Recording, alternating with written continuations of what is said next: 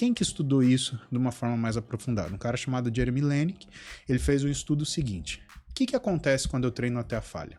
Tô passando esse início de vídeo aqui para dizer para vocês acompanhar a gente na rede vizinha para mais conteúdos no mundo maromba, se inscrever no canal e curtir e compartilhar esse vídeo aqui para ajudar o canal. Bora pro vídeo, galera!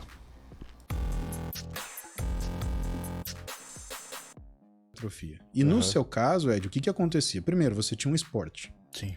O fato de você ter um esporte significa que no momento de recuperação muscular, você, em vez de estar fazendo recuperação muscular, você está fazendo intensidade. De novo, né? E você treinava jiu-jitsu pra caramba. Você devia ser faixa azul na época. Acho que tá.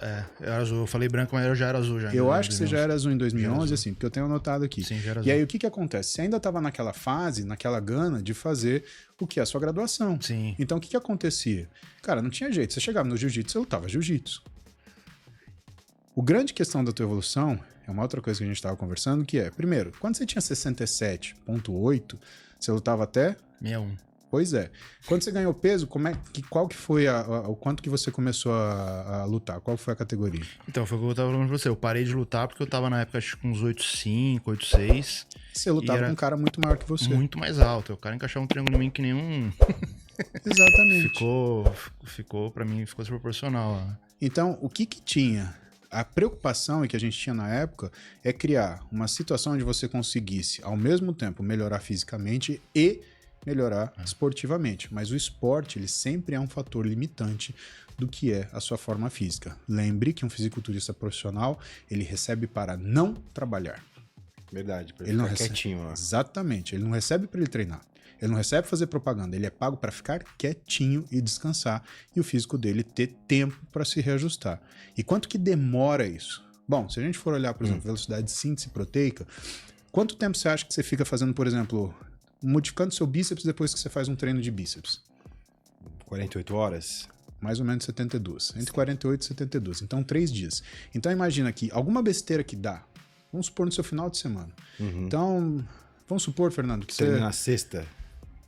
Você treinou sexta-feira, só que aí no sábado chegou um pessoal da sua família. Ah, não, vamos jantar. E o pessoal é festeiro. Aí, pô, tá bom, vamos jantar. Aí, em vez de dormir, sei lá, 10, 11 horas que você tá acostumado, você vai dormir 3 da manhã.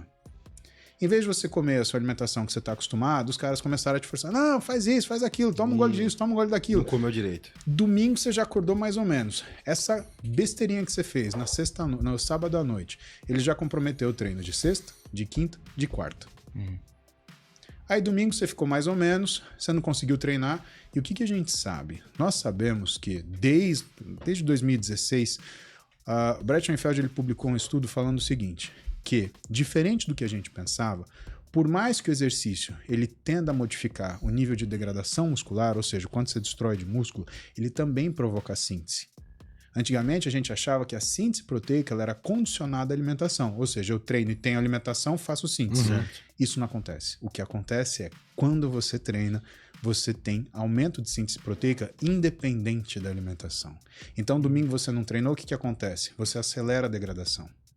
E aí tem um problema mais difícil ainda, que fala na técnica de treinamento. O jeito que você treina importa para equilibrar síntese e degradação. E aí a gente fala do pessoal, o treino fofo, o treino forte. A polêmica isso é importante? Sempre. Cara, isso é importante pra caramba, mas não é uma coisa pra gente pegar e fazer sacanagem, isso é uma coisa pra gente pegar e orientar a galera. Por quê? Porque quem tá treinando com baixa intensidade tá perdendo músculo e não construindo. Por que isso? Porque a célula muscular que é ativada parcialmente ou não é ativada, ela sofre maior degradação do que aquela que é ativada. Então interessa, por exemplo, quando a gente vai ver a pirâmide de Dessalles lá, o que é a base da pirâmide? Primeira coisa, execução. Para quê? Para você ter o músculo-alvo sendo ativado. Segunda coisa é peso, não é repetição. O professor Tácito Júnior, ele fala, né? Cara, mas a volume é a rainha da hipertrofia. É verdade, mas o peso é o rei. Então você só adianta você trabalhar volume, você está trabalhando peso. Fez o peso, você tem a ativação completa, e aí você faz o volume sobre essa ativação, de uma forma mais aprofundada. Um cara chamado Jeremy Lenick, ele fez um estudo seguinte. O que acontece quando eu treino até a falha? E se eu treinar até a falha com uma carga baixa, se eu treinar até a falha com uma carga pesada, tem diferença? É isso que ele descobriu. Ele descobriu que quando você treina até a falha na carga pesada, todas as células são ativadas e, portanto, todas entram num processo de síntese. Quando você trabalha até a falha numa carga leve, então 35%, 40% de um RM, não são todas as células ativadas. Você desgasta, só que você não faz ativação celular. E aí, as células que vão sofrer naturalmente degradação, elas sofrem mais ainda esse processo de degradação porque elas não foram ativadas pelo exercício. Então perceba, o que a gente gera se a gente coloca, por exemplo, um treino de jiu-jitsu logo depois do teu treino de musculação? Vamos supor que, cara, Que era o que eu fazia. Exatamente. Puro leiguismo. E não é, na verdade, era o que na você época gostava, era a informação era o que você... que eu tinha. E que você não sabia que te limitava. Fato é o que você tá falando, doutor, que logo, anos nesse ritmo, eu tive uma lesão super séria nas costas. E o médico não era nenhum especialista em musculação, diagnosticou com muita facilidade. Falou, cara, eu queria treinar que nem o Brent Roy, lutar que nem o Ryan Gracie, tudo na mesma semana. E tive uma ruptura parcial do romboide. Mas você percebe que não é à toa que o Brent Warren ele é fisiculturista e o Ryan Gracie Exatamente. ele é... Exatamente. Por mais que o Ryan tinha um lutador. shape legal, mas assim, eu entendi. Mas é o shape do lutador. Exatamente. E Então, assim, eu queria ser o lutador com o shape do bodybuilder e treinar igual os dois. Aí, isso não é... a Isso lesão daí, veio. cara, isso não é um sonho de infantilidade e leiguice. Cara, isso uma grande parte de lutadores, eles pensavam quando a gente fala na década de 2010. Né? Pra você ter uma ideia, teve um sujeito que chegou no meu consultório e ele já era um lutador de vale tudo, profissional, falou, eu quero subir no ringue rasgado. Eu falei, pra quê? Pra ser rasgado até morrer? Né? Você quer ganhar ou que você quer subir rasgado? Essas duas coisas provavelmente não são factíveis. Performance ou